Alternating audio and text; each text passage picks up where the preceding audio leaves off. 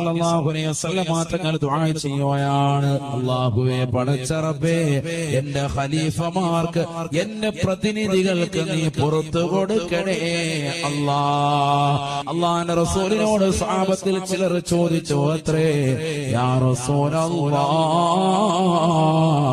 അലൈസഹും നഹ്നു, അത് ഞങ്ങളല്ലയോ ഹബീബേ, ആ ഖുലഫാക്കൾ പ്രതിനിധികൾ ഞങ്ങളല്ലയോ ഹബീബേ?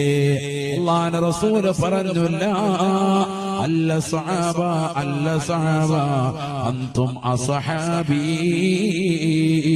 നിങ്ങൾ എന്റെ സ്വഹാബത്താണ്, സ്വഹാബത്താണ്. പിന്നെ ആരാണ് ഖുലഫാക്കൾ എന്നറിയുമോ?